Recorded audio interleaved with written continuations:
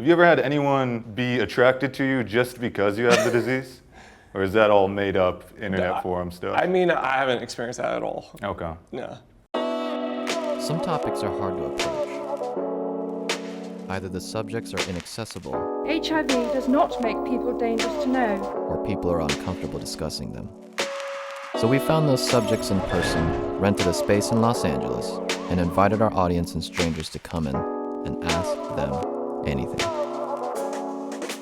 My name is Raif Darazi. I have HIV, and I'm here to answer any questions that anyone might have about HIV. Hello. Hi, how are you? I'm good, how are you? I'm good.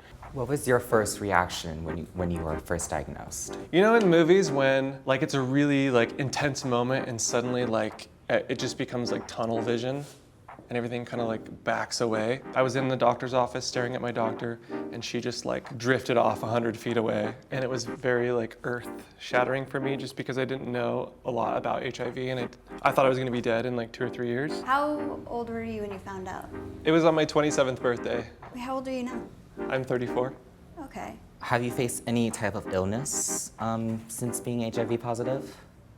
So when I was diagnosed, I actually was diagnosed with AIDS. So I was really, I was sick. My lymph nodes were swollen. I had rashes that were just popping up. I was getting sick all the time, lethargic. So I was trying to get to a doctor, but I didn't have health insurance because it sucks here.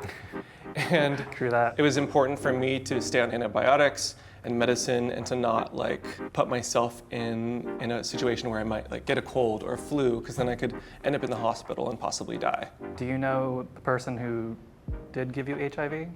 So I don't know exactly for sure. I could have been infected with HIV from someone that I wasn't using protection with. I did test negative after, but I tested so soon, I wonder if it could have been in that window period where it doesn't show up, or it could have been from the person that I was in a 3.5-year committed monogamous relationship with, who I later found out was cheating. Oh. So That's rough. I'll never know. Who was the first person you told when you found out you were HIV positive, and how did they react? The first person I told was my mom. I called her from the doctor's office, sobbing, crying, and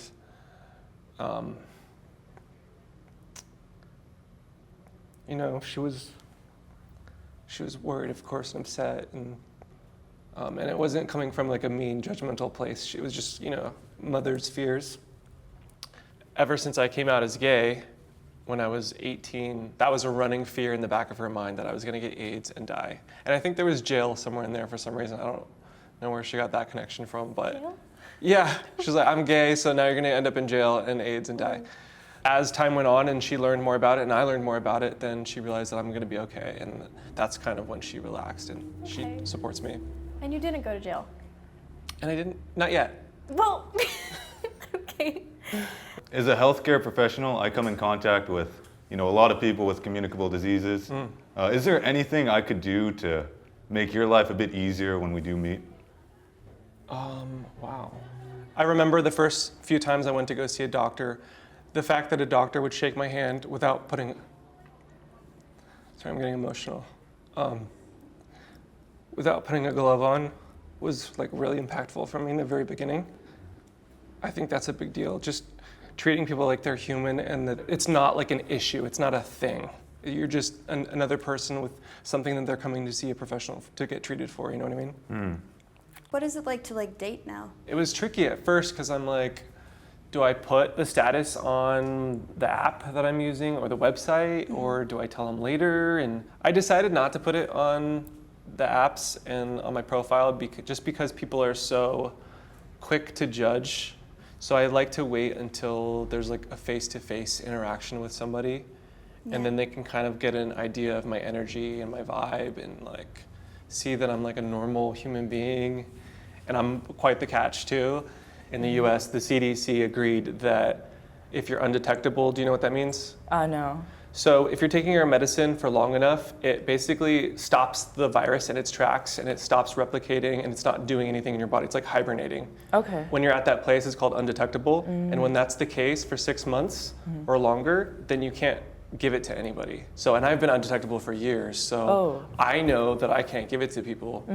But sometimes it's like a psychological hurdle for someone else to get past. This is sort of phrased weird, but like, how much is this a part of you? It's definitely a part of you. It's not all of who you are. So like, can you speak anything about that? Yeah, I love that question. I agree with you 100%. It's just a small part of who I am.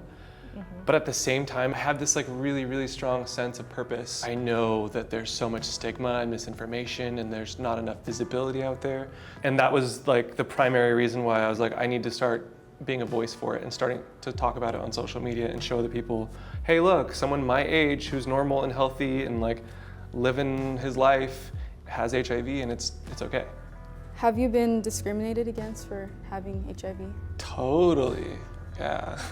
I had a barber that I was seeing regularly last year, actually. And the last time that I saw him, I told him that I had HIV and I did, advocacy work. Ever since that day forward, he wouldn't respond to any of my texts, any of my calls. I'd call the shop, he'd be there, wouldn't call me back, and wouldn't tell me why or anything either. So it was really hard for me because I didn't know, why the sudden silence. And after a month and a half, I kind of just figured out it's because of that, and I had to find a new barber. We need to erase the image that we created in the 80s and the early 90s of what HIV is. It no longer applies. It's almost like it's a completely different virus now.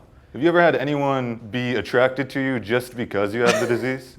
Or is that all made up internet forum stuff? I mean, that definitely happens. There are people I know, they're called bug chasers, and they literally look for people who have HIV. I haven't experienced that at all. Okay. No. Has there been anything good that's come out of being positive? It's funny because before I was diagnosed, I had never bench pressed or deadlifted or squatted before, and that's like the holy trinity of working out. And now I'm doing my first pro men's physique bodybuilding competition, so that was like a big thing for me to kind of like, it was like a physical manifestation of me taking back my health. And I don't know, I feel like I'm the happiest I've ever been, to be honest. Did testing positive reevaluate how you think about death? It reevaluated how I think about life.